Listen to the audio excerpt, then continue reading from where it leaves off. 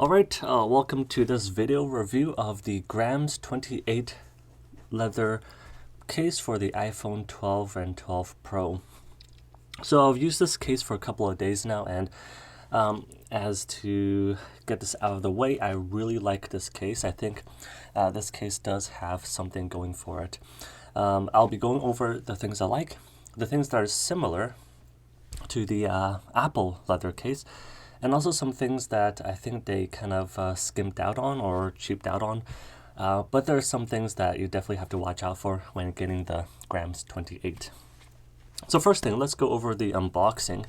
The iPhone 12 Pro leather case, it's a very simple unboxing experience as with all the other Apple products.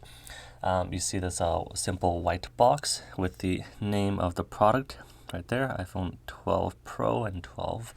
And when opening it, you pull out the tab and you get the case itself. And it's not very exciting when unboxing it, but it is a very simple and sleek experience. Of course, you get some paperwork inside, which nobody really reads, and then the case itself. So that's the iPhone 12 Pro leather case. Setting that aside, this is the Grams28 leather case, and on the front of the case, if it will focus, it has some text about the case itself. There it is. So take one step further to love our planet, and so on and so forth. And this pouch itself is actually a really nice pouch. It could be used for other things besides just unboxing a case, but if you want to use it as a phone holder or a pouch for other tech accessories, it will do so fine. So again, when opening it, just take out the case itself, and there it is. So nice and simple, and very, very similar to the iPhone 12 Pro leather case itself. I'll go over the similarities, and then I'll talk about the differences too. So let's go over these similarities. They're both black leather cases, and I don't know if you can see, but the Grams one on my right is a bit more glossy, so there is more shine to it compared to the Apple version, and there is no Apple logo, of course. In terms of design, Apple does have a slight indentation of the Apple logo right there. For the Grams one, in terms of markings, there is a number on the bottom of the case. Again, if it'll focus, the number there it is. It shows the type of product it is. So it's not like some personalized number, but it tells you what product it is, where it came from, and so on. And also on the side here, you'll see the name of the company, Grams28, and that's it in terms of exterior markings. Interior, there's some text on the bottom. It's kind of hard to see, but it tells you about the tannery, which is the 09. It tells you the material, which is Italian leather, 01. And then the design place, which is Hong Kong, that is 852. So that's where you get these numbers on the back.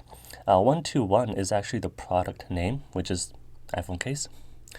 And different products you buy from the website will have different numbers. The iPhone markings are as typical Apple fashion. It tells you the name, iPhone, and then designed in California, made in China, and that's it. There is the ring here showing that there is Magsafe. As for the Grams, there is no ring, but it does have Magsafe, and I'll get more into that later. Okay, so now let's talk about how it feels in the hand. So they're both leather cases, so they don't really feel that secure in one's hand, but I find that the Grams28 is a bit more slippery, so when holding it, you do need a firmer grip to keep it in your hand. The Apple one, because it's more of a matte texture, so going back to the finish, more glossy, more matte, the Apple case does feel a bit grippier because of that texture. Of course, it's still a leather case, so make sure you do hold it securely in your hand. But the Apple one does feel a bit more secure compared to the Grams28 case. When putting it on the phone, so this is my iPhone 12 Pro, the iPhone is a bit, or the Apple version, I should say, is a bit more I guess, simple. So there's the corresponding screen, and the lip of the case isn't as high. It's hard to describe it, but the lip of the case isn't as high compared to the Grams. In terms of buttons, the iPhone case does feel okay.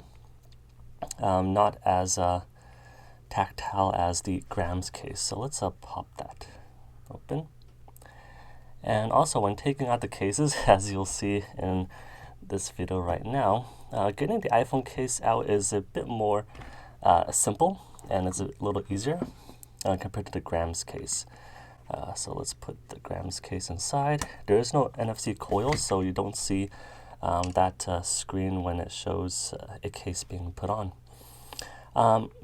When it comes to the buttons, it's very, very nice for the Grams case. So this is the Grams case. It's very tactile, it's very clicky. It feels better than holding the actual iPhone and pushing the naked buttons, because they're more raised compared to the Apple case. So you get a much better feeling of each button. And also, as you see, the mute switch is a lot larger, and there it is. It's a lot larger to access. So when pressing it, it's a lot easier, and or when flipping it, it's a lot easier, and you don't have to really dig your fingers or your nails inside it. As you can hear, it's a lot more satisfying and easier to switch.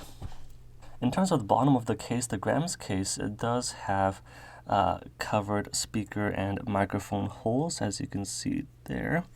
And that simply means that it's a bit more protection on the bottom compared to the Apple case, which has opened speaker and microphone holes.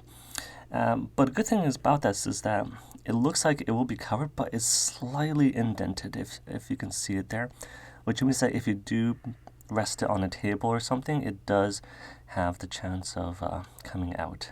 So it's not a flush finish, but it is indented, and it really helps. It's just a really small touch that helps with the speaker and microphone. Also, as you know, this does have Magsafe, the Grams case. So let's do a little test of Magsafe and how strong the magnets are on this case. Alright, so I'm gonna pop it out, and as you can see, it's a lot more difficult to pop it out. But okay, so I have a magnet here, a small magnet, but it should be enough. This is the Apple case, and as you can see, it sticks on really well, and you can see the circle that the Magsafe creates. And with the Grams one, again, it does have Magsafe, so it does stick on, but it's a lot weaker. I would say it's maybe like 30% or 40% of the strength. It is really, really weak. But it is there. As you can see, the magnet is not coming off, but it's a lot weaker. I'll also put up a video of me sticking the cases on my metallic door. So it is a metal door, but as you can see, the Apple case can easily stick on, and it has no issues of it falling, dropping, or sliding off. But with the Grams case, just putting it on is not even sticking onto the door. There are multiple times when putting it onto the door, it will just fall off, or even putting it on, a slight touch will knock it off.